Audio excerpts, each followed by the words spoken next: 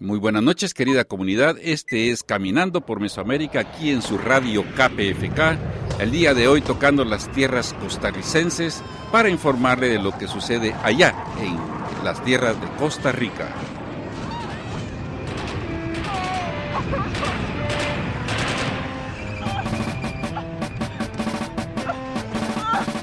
Dice, hace tiempo que estoy viendo que este mundo está patas para arriba. La gente paga con su sangre el precio de la vida. Los niños lloran porque el hambriento no tiene salida y mueren bajo el fuego de la tierra prometida. Los ricos dividiendo a cañonazos el planeta con la supremacía blanca punta de escopeta, atacando bastiones, religiones y profetas en nombre de una paz con metralleta. Y están televisando lo que pasa, están llevando el odio a los rincones de tu casa, están haciendo un show con el abuso y la matanza, están midiendo el rating criminal de la venganza.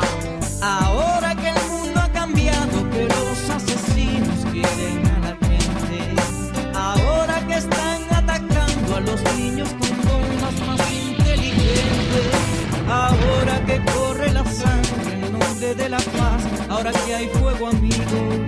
Ahora que dice la fe que todos los pobres somos enemigos. Di que no, que no. La guerra no puede seguir. Di que no, que no. Los niños no deben morir. Di que no, que no. No la guerra, hermano, juntando nuestras manos, soñemos con el porvenir. Yo pensé que era Nintendo aquello que yo estaba viendo en la pantalla de mi panda. La gente estaba muriendo, vi un indigente llorando y un presidente mintiendo. La guerra comenzando, vi par de bombas cayendo, continentes protestando, policías reprimiendo. Muy buenas noches, querida comunidad. Este es Caminando por Mesoamérica, aquí en su radio KPFK 90.7 FM Los Ángeles, 98.7 FM Santa Bárbara, 93.7 FM en el norte de San Diego, 99.5 en Raycrest y China Lake, y también a través de nuestro www.kpfk.org este julio 21 del 2014, llegando a ustedes a través de las ondas hercianas de su radio KPFK, proyecto comunitario para todo el mundo desde el sur de California. Di que no, que no. La guerra no puede seguir. Di que no, que no. Los niños no deben morir. Di que no, que no. Uno a la guerra, hermano, juntando nuestras manos, soñemos con el porvenir. Bueno, como lo anunciamos al principio, hoy tocamos tierras costarricenses porque definitivamente nuestro compromiso es llevar los micrófonos ahí donde existe un motivo por lo cual tenemos que hacer presencia, y es la justicia, es la verdad, es la información de todas esas comunidades que muchas veces para nuestros oídos son negadas en los medios corporativos. Estamos hablando del movimiento indígena en Costa Rica y definitivamente nosotros nos tuvimos que abocar a las oficinas del Servicio de Paz y Justicia, de donde vamos a estar hablando con el compañero Ariel Foster, activista pro derechos humanos de indígenas, para poder entender qué es lo que sucede en Costa Rica.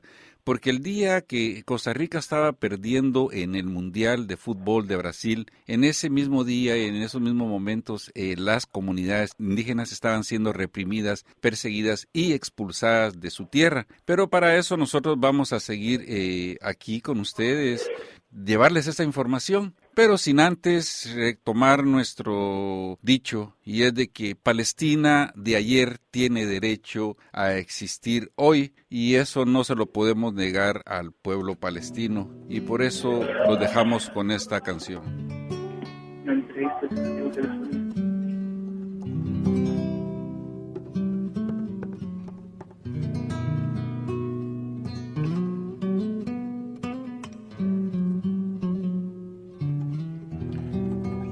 Palestina es libre.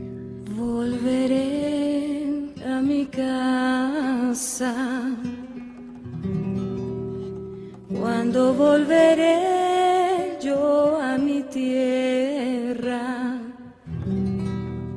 donde nací, donde crecí, donde viví mis más preciados momentos. Yo quisiera caminar libre por la franja de Gaza, Yo quisiera ir a rezar a la mezquita de Al-Aqsa. Yo quisiera visitar mi familia y mi hogar. Yo quisiera contemplar las calles de la Tierra Santa. Hoy lloro por mi gente.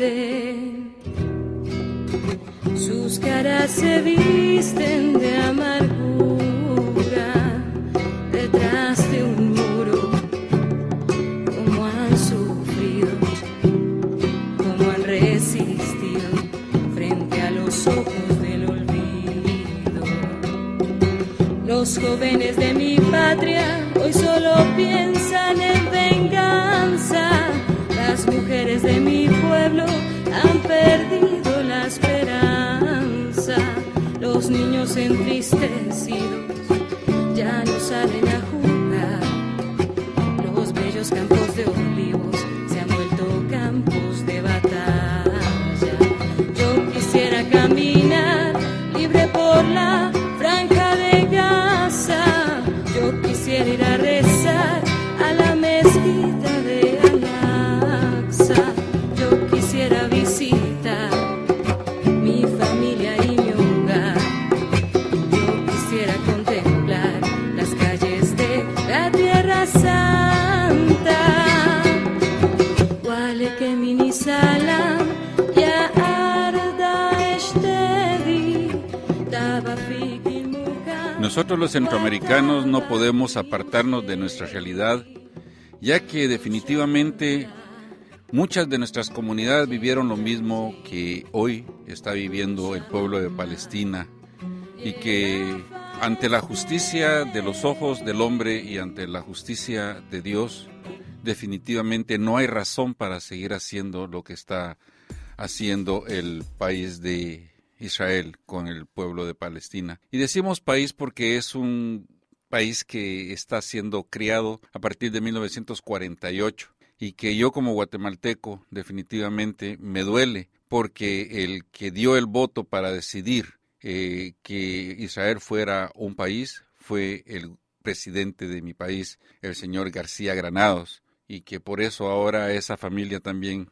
trasciende dentro del dolor y la historia de injusticia en mi país, Guatemala. Pero bueno, después de este pequeño intercambio, que definitivamente no podemos dejar pasar por alto este dolor que sentimos por el país de Palestina, con 11,000 años de tradición, de historia, de cultura, y que está siendo masacrado por un país que únicamente se sostiene a través del beneficio de las corporaciones y que no tiene el derecho de estar haciéndole eso a la gente, mucho menos a los niños. Pero el tema que hoy traemos es precisamente lo que estaba ocurriendo el 5 de julio allá en Costa Rica, durante el tiempo que el equipo de la selección estaba perdiendo después de un largo bregar dentro del Mundial. Las comunidades indígenas estaban siendo expulsadas, acosadas y maltratadas en sus tierras originarias. Y para eso vamos a traer a Ariel Foster Pérez, que él trabaja, como ya dijimos, en las oficinas del Servicio de Paz y Justicia. Muy buenas noches, Ariel, ¿cómo está? Buenas noches, muchas gracias por la invitación. No, para nosotros, bien. Para nosotros es un honor y un orgullo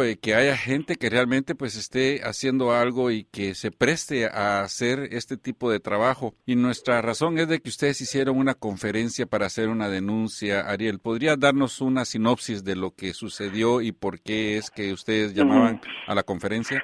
Ok, en primera instancia sería dejar claro que la situación ahorita, lo que está pasando en Salitre, que es en el territorio indígena Bribri de Salitre, que está ubicado al sur del país, en el municipio de Buenos Aires de Punta Arenas, ¿verdad? No es algo nuevo. Este es un proceso que ya lleva alrededor de 2 años, un proceso de recuperación de tierra y territorio, en el cual, bueno, por la legislación nacional, los territorios indígenas, bueno, y por convenios internacionales también, los territorios indígenas acá son inalienables, intransferibles e inembargables. ¿Esto qué quiere decir? Que los territorios indígenas le pertenecen única y exclusivamente a los pueblos originarios. En este caso, en Salitre, desde el 2010 para acá, se inicia un proceso de recuperación de tierra y territorio de la manera de hecho. porque por lo del derecho que les toca, el gobierno no les devolvía las tierras que le habían quitado los terratenientes, los no indígenas, ¿okay? Este es un proceso que lleva más de 10 años porque la organización que se llama Frente Nacional de Pueblos Indígenas ha venido trabajando en capacitaciones en derecho indígena, capacitaciones en acciones directas no violentas, han hecho tomas de la Asamblea Legislativa exigiendo la aprobación de un proyecto de ley que tiene estancado desde 1992, ya por casi los 20 años, más de los 20 años, sobre que se llama Ley del Desarrollo Autónomo de los Pueblos Indígenas, que aplica el convenio 169 de la OIT y posteriormente también se armoniza con la Declaración de los Derechos de los Pueblos Indígenas. Para el día 5 y 6 de julio se nos reporta desde las comunidades que bloquean la entrada principal. En el territorio de Salitre solo hay una entrada y una salida para el mismo. Se nos comunica que se bloquea en horas de mediodía, mientras que todos estamos viendo la salida de la selección costarricense del Mundial y se empieza a organizar los terratenientes dentro de una casa que está ubicada al territorio de los mismos indígenas, a gestar consumos de alcohol, de incitar la violencia, ¿verdad? A partir de esos momentos se nos comunica que se altera el orden en la comunidad, ¿verdad? Y tipo 11 de la noche se viene una oleada grande, de no indígenas hacia una de las fincas recuperadas. Esta finca está como a 400 metros de esta casa que les indicaba y, amedrentaron, hicieron huir a las personas recuperantes de esta finca, ¿verdad? Prendiéndole fuego a la casa, tirándole piedras a los indígenas, desplazándolos dentro del mismo territorio, como en son de acoso. De no solo de agresión, sino como una muestra del poder que tenían. Se llama a la policía, al gobierno, y estos no atienden la situación hasta alrededor de 3 días que se logra quitar el bloqueo. El gobierno hace el primer intento. Hay una discrepancia entre el municipio y el gobierno estatal, porque el municipio no le presta la maquinaria para intervenir en la misma comunidad, quitar el bloqueo. Entonces, durante las horas que estuvieron, más de 48 horas que estuvo sitiado el territorio por los no indígenas, un grupo mayor a los 150 quemaron 3 casas, desplazaron a varias familias, hirieron a varias personas con piedras, con palos. La zozobra y el temor en la mayoría de los habitantes es un hecho a partir de esta situación, al punto que cuando nosotros llegamos el día martes 8, todavía habían familias ubicadas en las montañas por miedo a ser amedrentadas. Sus vidas corrían riesgo. Lo que sucede acá, lo que más nos preocupan es que nosotros el año pasado, por las mismas características de violencia, el año pasado fueron agredidos por arma de fuego y arma blanca 2 compañeros, y igual se habían encendido uno de los campamentos de los recuperantes, y estas agresiones han venido en aumento. El año pasado tuvimos una misión internacional encabezada por Adolfo Pérez Esquivel, Premio Nobel de la Paz del 80 argentino, y varios delegados, Phil McManus, que es de Estados Unidos, y otros delegados mesoamericanos internacionales, para hacer una observación sobre la situación de los pueblos indígenas. La situación, como les decimos, ha venido en aumento, y este ha sido como la punta del iceberg, ya que el territorio literalmente se sitió durante estos 3 días. Estamos en un gobierno de cambio, ¿verdad? Correcto. Entonces, la viceministra es una mujer joven que es enviada a la comunidad a dialogar. Ha hecho, hay que reconocerle, ha hecho un buen esfuerzo para llevar el diálogo. Sin embargo, en la misma mesa donde dialogan los indígenas, al paralelo a eso, se está dialogando con los agresores, con los no indígenas, con los que han sido reconocidos por la comunidad, y que de hecho hay procesos legales abiertos, otros días cerrados, pero hay procesos conocidos contra estos agresores, y el Estado se sienta a negociar también con ellos, por lo cual la misma comunidad decide que si la negociación va por esos rumbos, pues no van a negociar con quienes lo están agrediendo. O sea que con los que deberían de estar negociando el gobierno, no negociando, sino que obligándolos a desistir, sería al sector no indígena, ¿correcto? Exactamente, porque la ley así lo dice, que hay leyes que defienden la territorialidad de los pueblos indígenas. Sin embargo, esa ley no se aplica. Muy bien. Entonces aquí hay un desorden jurídico que permiten, los no indígenas alegan que tienen que ser indemnizados porque tienen las tierras antes del 1977, que es cuando se aprueba la ley de pueblos indígenas que actualmente rige, ¿verdad? En este caso, por ejemplo, estamos hablando de la declaración del 169 de la OIT, y eso... Es del 89 y está ratificado en Costa Rica desde 1992. Pero se lee dentro de los estatutos del 169 que es retroactivo porque son comunidades originarias, ¿no?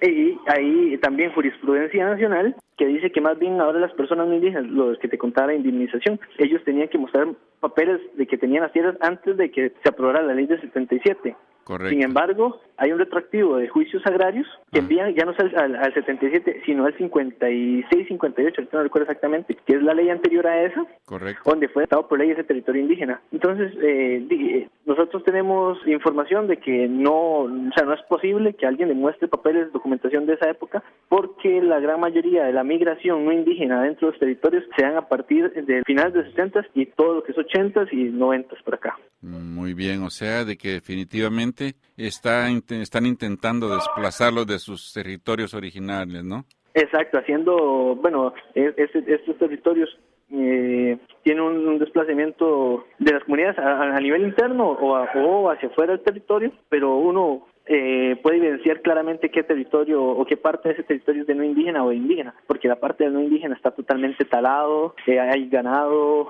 hay un usufructo amplio del territorio, digamos, de la tierra.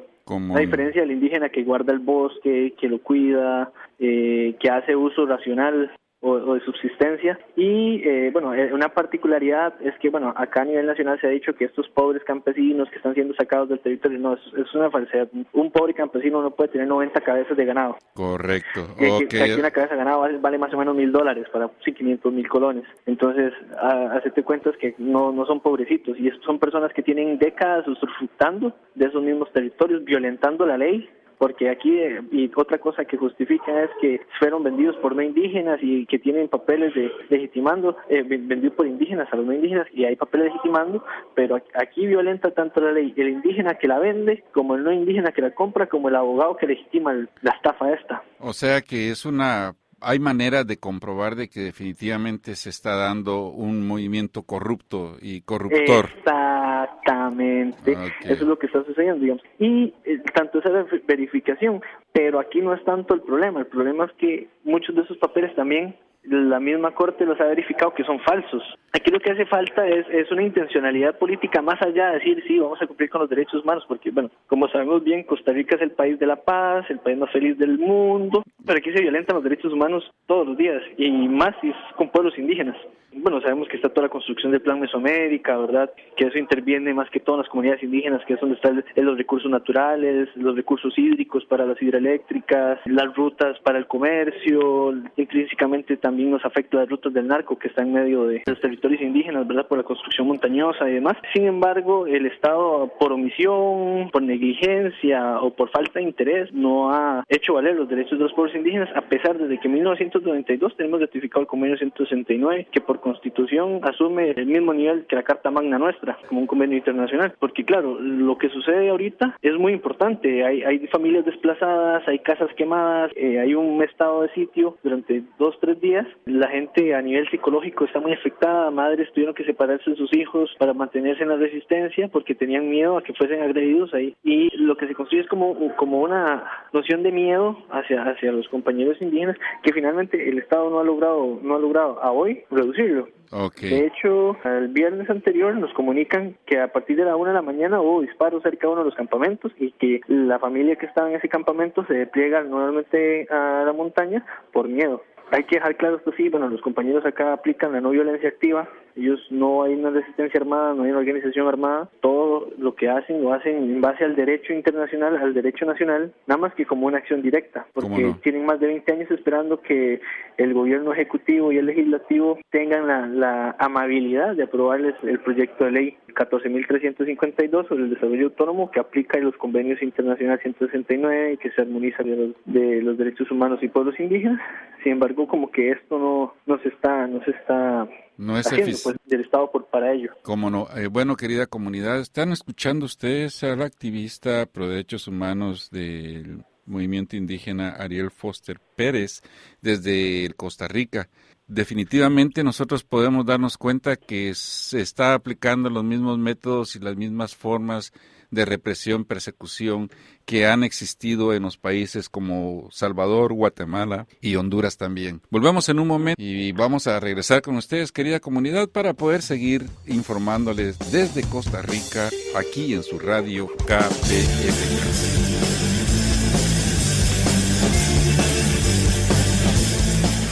Este es su programa Caminando por Mesoamérica. Llega sin ser autorizado, que este terreno ya ha sido comprado, no se sabe quién le compró a quién. En todo caso lo partió muy bien, ya no puedo pasar, ya no puedo hacer nada. Ahora todo es propiedad privada. Y si me paso las fronteras nacionales, probablemente con lesiones personales me devuelvan, porque no soy de allá, pero tampoco de acá, porque la tierra ya está vendida, son los pocos que la tienen dividida.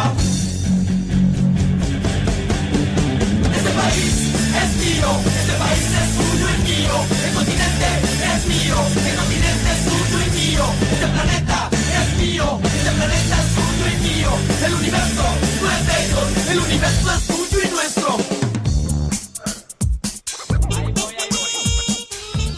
Bueno, con un mensaje así queremos decirle a la comunidad que definitivamente tenemos que darle seguimiento a todo lo que sucede en las comunidades al sur de esta frontera, de donde muchas veces nosotros somos originarios. Ariel, 5 minutos para dedicártelos. Y yo quiero que nos envíes un mensaje a la comunidad para que la gente se dé cuenta de que no es la Suiza de América, como se le llama, que es un país que realmente está luchando constantemente. Nosotros fuimos testigos de las luchas que se dieron en contra del Tratado de Libre Comercio y que aún creo que siguen persistiendo. ¿Y qué es lo que realmente se espera de este gobierno, Ariel? Yo al principio les compartía como esa noción errónea del país más feliz del mundo, el país de los derechos humanos, desde el Premio Nobel de la Paz, Oscar Arias Sánchez, por los procesos de paz en Centroamérica. Nosotros realmente somos una sociedad convulsa como el resto de Centroamérica, tendremos nuestras diferencias, pero vemos una clase media fortalecida que está desapareciendo, las brechas sociales, de hecho actualmente somos el país más desigual en América Latina, la violencia viene en aumento, las violaciones de derechos humanos son el pan de cada día, donde por estos mismos imágenes falsas internacionales, entonces es vernos, digamos, alejarnos de esa construcción ficticia que muchas veces nosotros nos la generamos también como costarricenses de la Suiza centroamericana, y es más, de la Suiza, porque muchos ticos ni siquiera se consideran centroamericanos, pero eso creo que es un momento, estamos en un tiempo de transición. Yo personalmente habría que esperar a Luis Guillermo Solís, el actual presidente no tiene ni 2 meses de ser presidente, y habría que esperar, es un partido de centro derecha,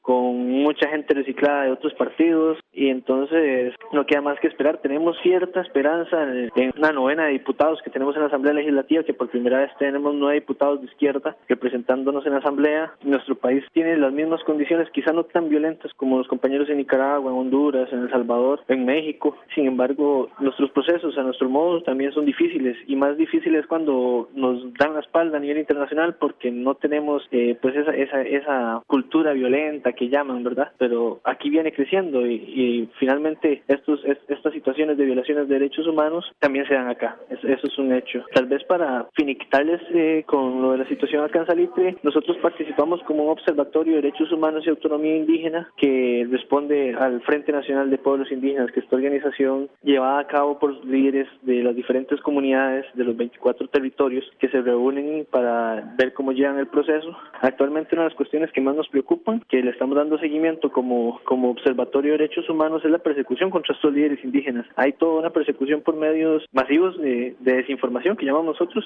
para que le está limitando la libertad de movimiento, le están amedrentando contra su dignidad como personas, poniendo en tela de duda muchas situaciones, pero ya sabemos que esto responde también a una misma de intereses económicos, ¿verdad? Correcto. Entonces, pues nos preocupa bastante la seguridad de nuestros líderes indígenas, porque no sabemos si ya ha habido varios atentados contra la vida, no sabemos en qué momento esos atentados van a finalmente ser un asesinato, y se invisibiliza, digamos, a nivel nacional la cobertura fue muy baja, y más denuncia cuáles son los afectados, pero la acción del gobierno sigue siendo poco efectiva, no garantiza el resguardo de los derechos de la comunidad, y que esta permanece todavía. Al día que nosotros hicimos la conferencia de prensa del Observatorio de Derechos Humanos y Autonomía Indígena, todavía había un campamento en su territorio con estos 150 no indígenas, alimentados por más de una semana, hasta que no salgan los terratenientes dentro del territorio y se hagan los responsables, hayan responsables sobre los hechos.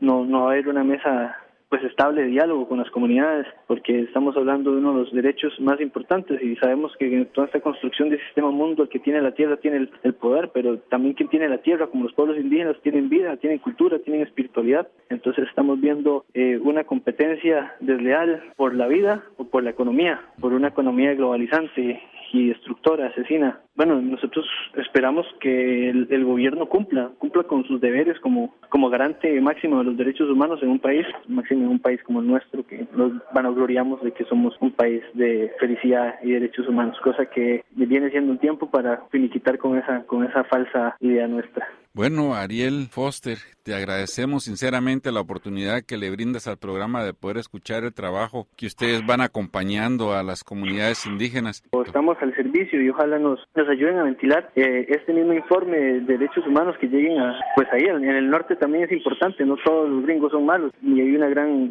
comuna latina. Correcto, el trabajo. Pues finalmente nos puede apoyar y puede denunciar que hay cosas que están pasando en este país y necesitamos que haya respuesta y que haya justicia, ¿no? Correcto. Sí, definitivamente una de las cosas que nosotros como comunidad tenemos que aprender a hacer aquí en el norte es a no permitir también que se nos siga viendo como los menos, como los pocos, como lo mínimo, que es exactamente como se está entendiendo lo que tú nos estás hablando de los pueblos indígenas, que vendría siendo una otra Palestina dentro de Costa Rica prácticamente.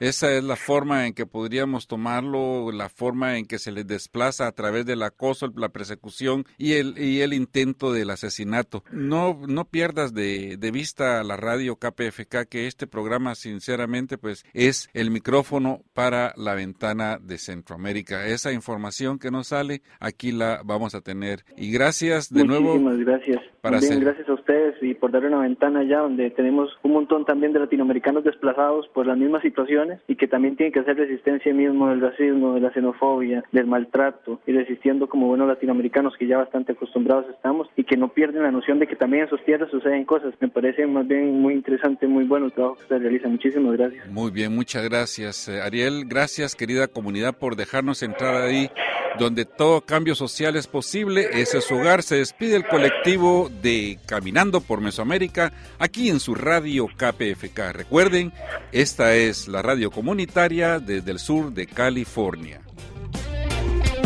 Soy nativo de esta tierra y de una civilización de hombres necios malos que pelean sin razón, van destruyendo este mundo que el Señor nos dejó, destruyendo los pilares de una civilización.